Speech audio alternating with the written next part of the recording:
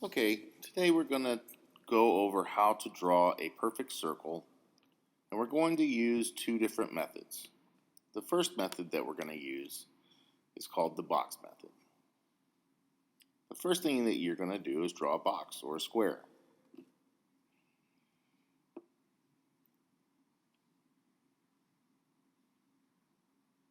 Now I'm going to use my pencil to measure the segment to make sure that the side and the top are the same length.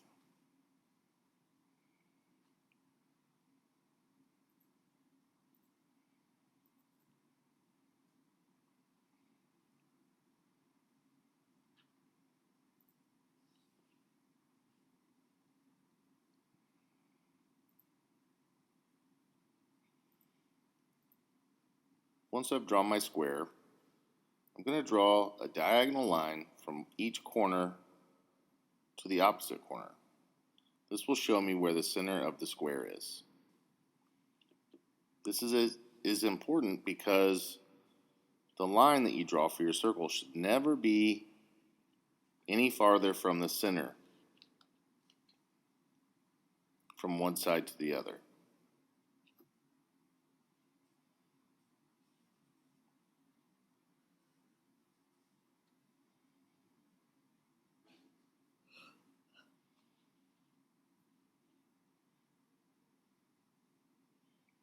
That means you can always check your work by measuring from the center of the circle to its edge. And as long as it's the same all the way around, it's a perfect circle.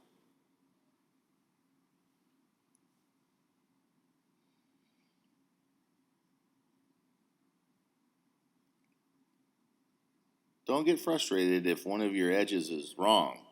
Just work on that edge until you get it to where you think it should be.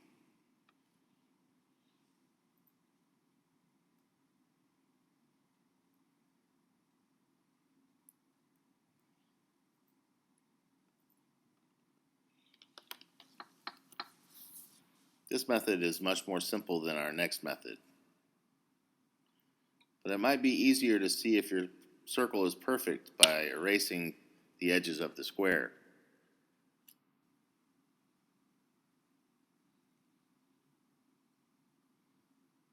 Do you see how the top right part of the circle is a little bit thicker? I'm going to have to work on that.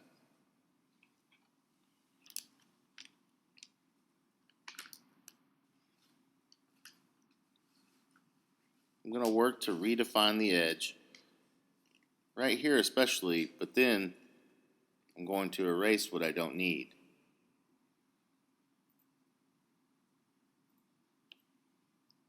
Now I can redefine the rest of the circle. This is called a contoured edge, or a contour line around the shape.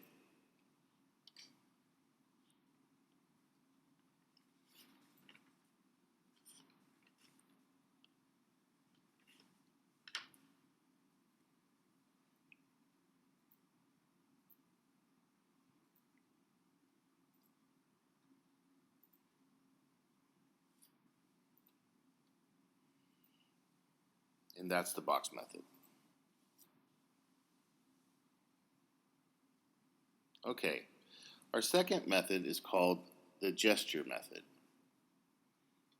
We're going to start by drawing several circles around and around until we have the general shape that we want, very lightly. Notice how I hold the pencil differently on this. This helps me get my wrist up off of the table, and I can move my arm in a much more fluid manner, working back and forth, clockwise and then counterclockwise, and so on until I get the shape that I want. This takes some practice. If you draw an oval, that's okay, you need to practice, and remember, changing directions may help with that. Once I have the general shape that I think I need, so then I'm going to go in and draw my contour line over the top of those many circles so I can see the perfect circle better.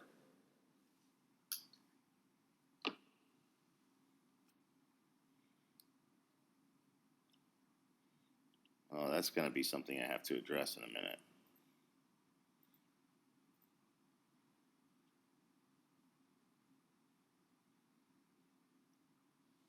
So I'm going around and contouring the edge.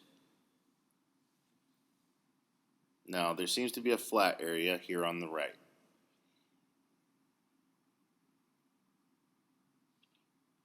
I'm going to use that mess up to kind of try to see where it should be. You always want to fix and then erase. Never erase beforehand.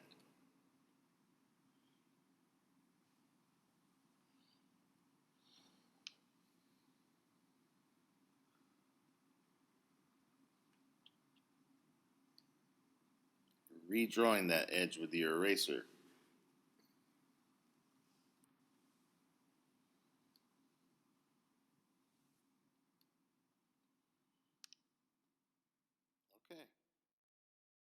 Okay, now we're going to start with some bad techniques. These are things that we don't want to see and that we see quite too often.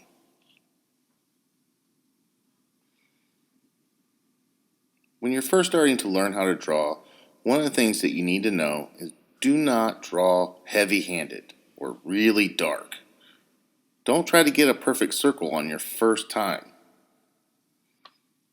Remember, the techniques are drawn very lightly at first. That's no bueno. Now, using a round object to draw a circle, that makes the object smart because it's perfect. We want you to be able to do that on your own. Cheating. Alright, this is a common problem when we first start to gesture. We're trying to do a circle, but we end up doing an oval. Well, just don't stop trying to reshape it into a circle. Don't give up. Here's how I would adjust this.